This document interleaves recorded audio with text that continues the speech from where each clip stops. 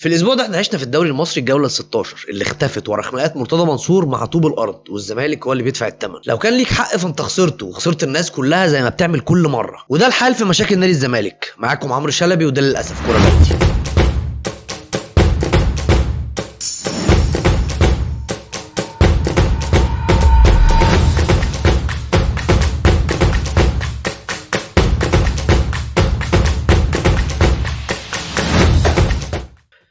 كالعاده نبدا نشرتنا بمحور احداث الكون 100 عقبه ونادي الزمالك. تم فسخ التعاقد بين نادي الزمالك والمدرب بتاعه جوزفالدو فيريرا، وطلع امام عاشور راح على الدنمارك. حصل مشاكل بين نادي الزمالك وجوزفالدو فيريرا عشان الشرط الجزائي، رجع جوزفالدو فيريرا لتدريب نادي الزمالك. وخناقات بالايد داخل مقر اتحاد الكوره لتسجيل صفقات نادي الزمالك في اخر ساعات الميركاتو. خلينا عارفين يا جماعه ان ازمه نادي الزمالك هي ازمه ماليه من الدرجه الاولى، يعني هي ازمه مستحقات وازمه فلوس لاتحاد الكوره، انت مش عارف تدفعها ومش عارف تأيدهم عشان مش عارف تدفع فلوس، وبقت لعيب مهم جدا عندك عشان انت محتاج دولارات ومحتاج فلوس.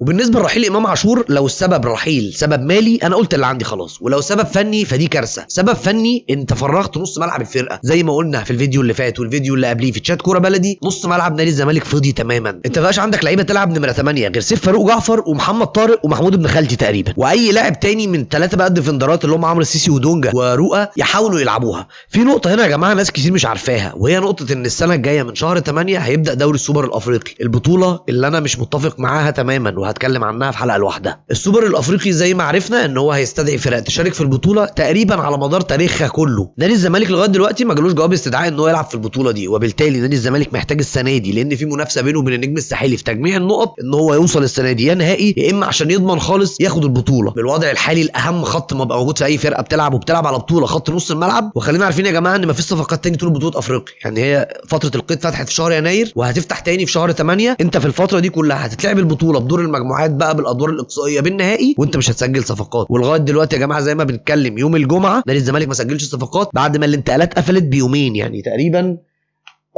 يومين، لا ده 3 ايام، النهارده اليوم الثالث. يعني نادي الزمالك ما سجلش صفقاته بعد 3 ايام من قفل القيد، وده طبعا هزار. فوضع نادي الزمالك ان هو يلعب في دوري السوبر الافريقي، البطوله اللي هتبقى اكبر والنادي اللي هيلعب فيها هيسيطر على المستوى المادي والصفقات اللي هو عايزها هيجيبها. خلينا عارفين ده بقت حظوظنا صعبه فيه جدا، حظوظنا صعبه بسبب السكواد الحالي، حظوظنا صعبه بسبب الاداره بتاعت النادي، حظوظنا صعبه بسبب جوزفالدو فيريرا المدرب اللي جاي لك مش جاي لك فنيا، هو جاي تخليص حق، جاي ياخد فلوسه. فبعد الاحداث دي كلها انا عندي كلمتين كده احب اقولهم. يا جماعه لو سمحت صفوا حساباتكم بعيد عن نادي الزمالك، انتوا المفروض الناس اللي شغاله في النادي تفيد النادي، انتوا بتستفادوا من نادي الزمالك وبتعملوا مشاكل كتير جدا عشان انتوا محميين في اسم نادي الزمالك. نروح على الجزيره، مش هتلاقي هنا غير ايمن اشرف وكريستو والساحر البرازيلي برونو سافيو، الثلاثه دول مستبعدين من كاس العالم. واعلن النادي الاهلي عن قائمته الافريقيه اللي ضمت كل الصفقات الجديده وشهدت استبعاد حسام حسن، وقدر النادي الاهلي ينتصر على نادي اوكلاند سيتي في اول مباراه كاس العالم 3-0 ويحقق نتيجه ايجابيه ليه ويصعد عشان يواجه نادي بيلعب في الدوري الامريكي. اخبار النادي الاهلي كلها ممله ما فيهاش اكشن، لكن تعالوا نبص على حاجه كده بعيد شويه نفصصها على جنب. باعلان استبعاد برونو سافيو عن قائمه كاس العالم واعلان حسام حسن ان هو مش موجود في القائمه الافريقيه، النادي الاهلي كده بيرمي 87 مليون جنيه في السنه. هتقول لي ايه ال 87 مليون جنيه دول؟ هقول لك ان حسام حسن جه النادي الاهلي من نادي سموحه ب 42 مليون جنيه، وبرونو سافيو عامل 1.5 مليون دولار،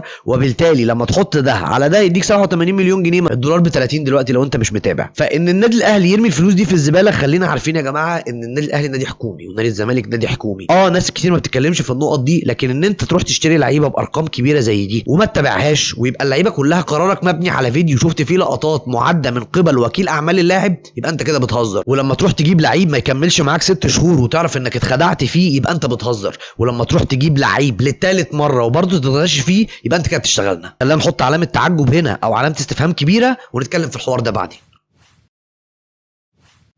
صرح مرتضى منصور رئيس نادي الزمالك ان هو كلم حازم امام عشان يسجل صفقات نادي الزمالك، وحازم امام رفض. ماشي، ده الخبر المنقول من مرتضى منصور. تعليقنا على الخبر يا جماعه ان الكره المصريه لا تدارها كذا، خلينا عارفين ان مفيش عضو في مجلس اتحاد كوره ليه ان هو يوافق وليه ان هو يرفض. يعني انت لو معلش يعني كل الناس دي بتكرهك وكل الناس دي ما بتحبكش، ما لهمش ان هم يرفضوا ان انت تحط صفقاتك، فبالتالي ما تديهمش الحق وما تديهمش القدره ان هم يقدروا ما يحطوش صفقات، لان ده مش حقيقي. لان حازم امام طلع اتكلم وقال انت بتغلطني وخلاص. اتكلمنا في النقطه دي قبل كده وقلنا ان حازم حازم امام ملوش دور، مفيش عضو او حد في اداره اتحاد الكوره ليه قدره ان هو يوافق او يرفض ان النادي معين يسجل او يقيد صفقاته. خليكم عارفين ان الموضوع عباره عن فلوس، وفلوس للنادي وفلوس للاتحاد وجدوله وشغلانه زرقاء كده هما بيتكلموا عنها. طبعا اداره نادي الزمالك ليها جزء كبير جدا في الغلط انها ما جدولتش المستحقات، والناحيه الثانيه عندنا اتحاد الكوره غلطان في جزء كبير برضو ان هو على كلام نادي الزمالك يعني ان هو عايز فلوس كاش، ومفيش حد بيدفع فلوس كاش في الزمن ده. وده اللي المستشار مرتضى منصور ماسك فيه، ان انا رحت اسجل واجدول وهم قالوا لي احنا عايزين فلوس كاش عشان مش واثقين في حساباتنا، لان اصلا حسابات نادي الزمالك بالنسبه للشيكات يعني حسابات نادي الزمالك كلها محجوز عليها من ممدوح عباس. بصوا هي مقفله ضمنه، يعني انت لو جيت تبص عليها يمينها شمالها العك راكبها من فوق لتحتيها. وفي نفس السياق ده طلع مرتضى منصور صرح ان اتحاد الكوره موجود فيه اعضاء كتير في المغرب، وان هو حاول يتواصل معاهم وهم كانوا موجودين في المغرب. نبص هنا بقى، امال ليه الناس دي راحه المغرب؟ النادي الاهلي بيلاعب اوكلاند سيتي في المباراه على المركز السابع والثامن، واللي يكسبها يلعب على الخامس والسادس في كاس العالم انديه. اتحاد الكوره في فقره قفل قيد في فقره الانديه كلها بتستف ورقها وبتظبطه في المغرب ورا النادي الاهلي مش ورا منتخب. ريال مدريد بيلعب في البطوله وكل الانديه بتلعب في البطوله، مفيش عضو من اتحاد محلي لاي انديه من الانديه المشاركه هتلاقيه في البطوله غير الناس اللي بتحب الشو واللي خدوني معاكم. في مكالمه هتسمعوها دلوقتي ويا رب ما يجي لنا عليها حقوق ملكيه. هل يرضي ربنا يا كابتن شوبير ان احنا ما عندناش مجلس اداره؟ بقى لنا دلوقتي داخلين على اكتر من يعني داخلين على دلوقتي اسبوعين. مفيش حد ياخد قرار، مفيش اللعيبه حاسه بعدم الامان. سمعنا المكالمه، مدرب طالع يطلب من اعلامي في مكالمه تليفون انا محتاج مجلس اداره، اللي ملوش كبير بيشيله كبير، انا في فتره يناير وفتره انتقالات وما عنديش حد فوق. يا جماعه عايزين بس الموضوع ده يتبسط كده ونشيله بقى من كل الكلام اللي حواليه ونحطها في اطار صغير كده. خليكم معايا معلش. مدرب بيطلب تعيين مجلس اداره، مدرب بيطلب من الناس انها تعين مجلس اداره للنادي اللي بيدربه، مش بيطلب بقى صفقه ولا دعم جماهيري ولا تعاون ولا تغطيه اعلاميه ولا عدل، لا ده طالب مجلس اداره. فخليكم عارفين ان احنا في الحته دي. واستكمالا بقى من هذه الحته نروح على قناه نادي الزمالك صاحبه السبق في كل جديد. هنا خالد الغندور طالع بالنضاره دي خالد الغندور كابتن التاريخي لنادي الزمالك والاعلام المعروف، وخلينا بس عارفين تاني اقولها تاني ان هو الكابتن التاريخي لنادي الزمالك، طالع بالنضاره دي على قناه نادي الزمالك. زي ما انتم شايفين النضاره من ناحيه مدوره ومن ناحيه مربعه. The next day. بعلن رسميا انتهاء مشواري في قناه نادي الزمالك.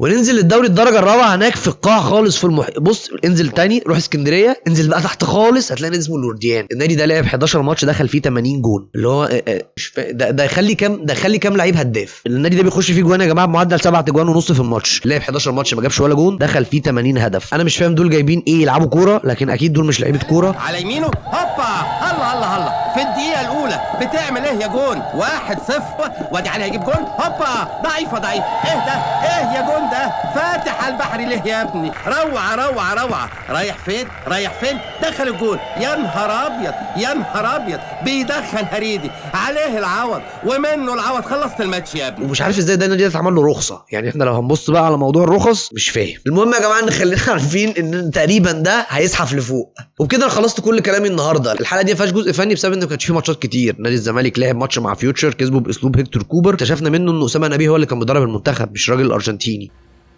الكلام ده معناه ان الواد ده كشفني شخصيا. وجوزفالدو فيريرا رجع تاني، فاحنا هنرجع تاني لمشاكلنا مع جوزفالدو فيريرا. فاسامه نبيه للاسف مش هنتكلم عنه فنيا لان هو ده اول ماتش واخر ماتش دربه نادي الزمالك. ما تنساش تعملوا شير واللايك والسبسكرايب وتتابعونا في كل حته عشان ده فعلا بيساعد. اشترك معانا في القناه وفعل جرس التنبيهات عشان ده برده بيساعد. كان معاكم عمرو شلبي وده كوره بلدي. سلام عليكم.